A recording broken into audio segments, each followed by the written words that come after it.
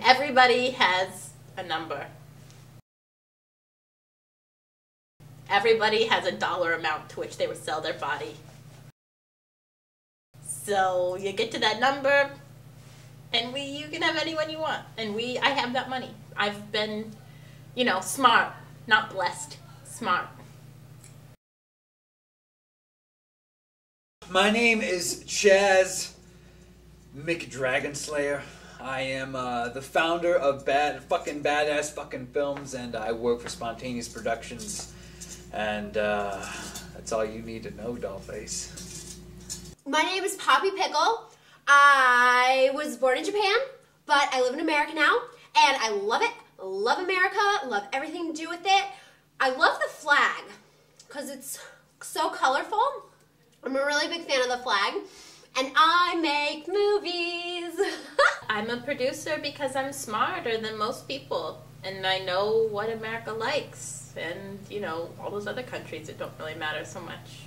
I did this anime movie called One Thing Thing, and it was really, really good. It gave people seizures. It was so fast. It was like, wham, wham, wham, wham, wham. I love people, and I love films about the human experience.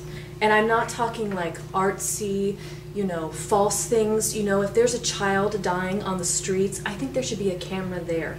And that was the greatest achievement of my life, because I felt like I finally did what I'd set out to do in the beginning, was give people seizures.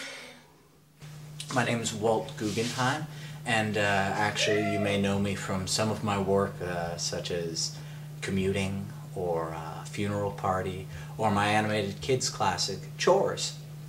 I'm from Europe. I've always been from Europe. I was born in Jersey.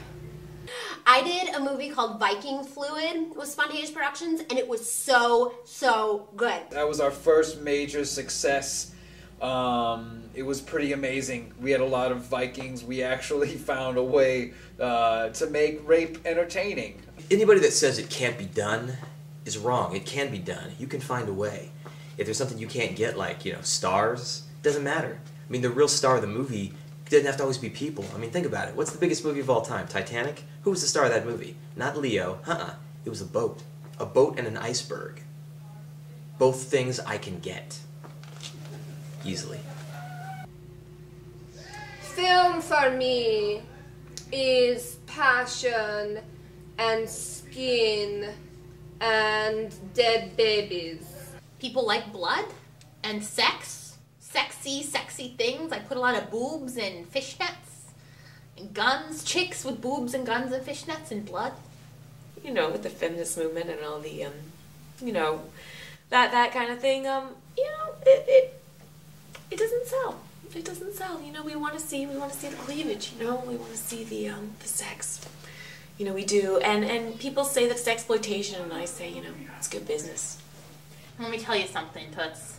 I may be superficial, but if you got a girl with boobs and she has no talent, you've got a boring girl with boobs, and I'd rather have, a not boring girl with bare breasts. I think it really shows what people want to see nowadays, which is, there's a trend that I won't say anything about, but just to name it as, the trend where, it's very emotional, it's very slow, it's very boring, and men are crying, and quite honestly, I think all the ladies know the second we see a tear come out of a man's eye, we just want to say, stop, don't be pussy, and then you gotta wonder, what's he like in the bed, God.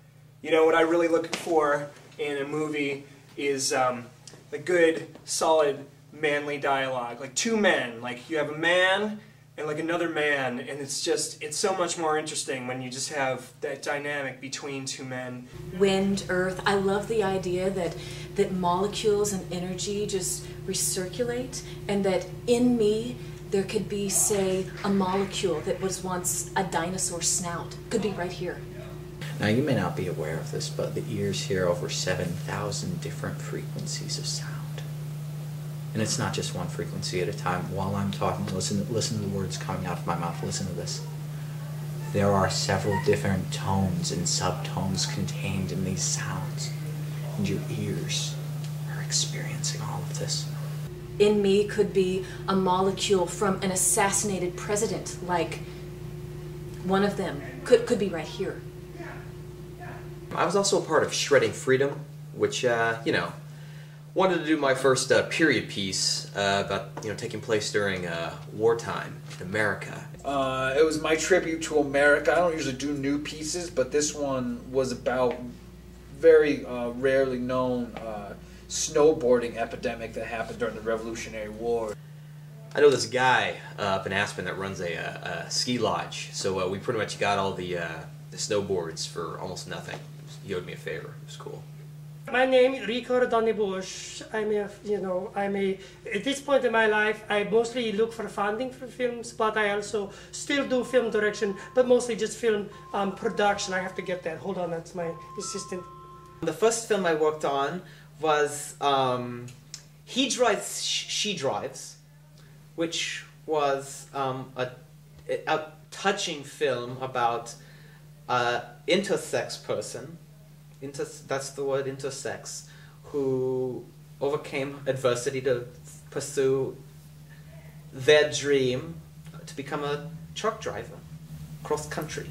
Yes, do that. Put the pizza in it, in the oven. Yes, give him some celery.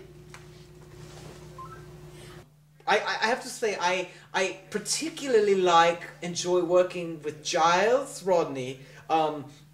He has a childlike quality that I find creates a newness. Any story, whether it's for me or you or children or the devil, anyone needs to learn something about themselves, about the world, about love. Love really is the connector. My philosophy on movie making is make the movie and quit talking and just do it. See, people don't do. They talk and they don't do. You make it happen. You get two guys on stage, right? And they have that chemistry that, you know, you can see between them. It's like pulsating between the two guys, and it just comes alive. I mean, comes at you. It's just coming and coming, and you can get that more when it's like right in your face. Like if it comes at your face, you get that easier than you do when it comes on screen. God, like movie making. Have you ever had an explosion happen in your face? I have had that happen several times. I'm alive. The movies I make should be alive with me. The people who watch movies are alive. Dead people can't do it because their eyes don't work anymore. Certain members of the team, their philosophies don't make sense to me. I'm actually on 5 different frequencies right now. And I don't want to get into the complicated technology of the different numbers and what level I'm on. But human beings are lucky because most animals can only hear 2 of my frequencies. Yes. Yes, well, no, don't do that. No, stay away from that. That'll burn. Yeah, put peach juice on it. Yeah, and then stick it in the back room by the brooms. Spontaneous productions for me is a cop-out. For me.